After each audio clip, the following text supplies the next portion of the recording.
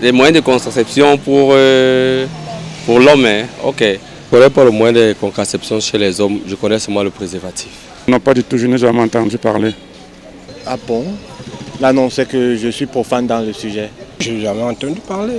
Et pourtant, les méthodes contraceptives chez les hommes sont bel et bien en expérimentation. Quand on parle de la contraception pour les hommes, on parle surtout de préservatif et on peut aussi parler de la vasectomie. La vasectomie qui est une méthode chirurgicale définitive. On a aussi entendu parler de pilules. Les pilules c'est encore, je pense que c'est encore dans une phase expérimentale.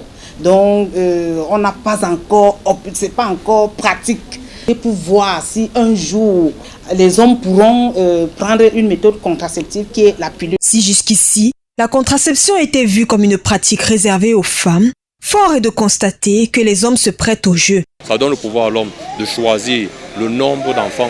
Il a décidé de faire 4 enfants dans sa vie. Dès qu'il atteint ce quota-là, il arrête directement. Les moyens de contraception, par exemple, il y a les pilules de récemment, qui sont sorties récemment. Les premières raisons, je pense, pour éviter une grossesse indésirée, par exemple. Au-delà de la femme, le contrôle des naissances est aussi une question masculine.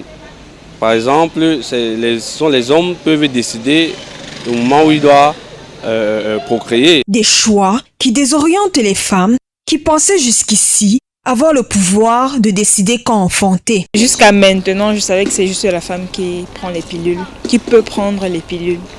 Donc je ne savais pas que les hommes aussi en prenaient.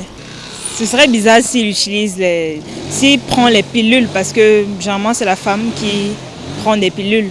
C'est parce que ce qui peut bien pousser un homme à prendre ces pilules et autres. Ou alors, tant que les moyens ne permettent pas que je puisse assurer le bonheur de toute la famille, autant ne pas en faire.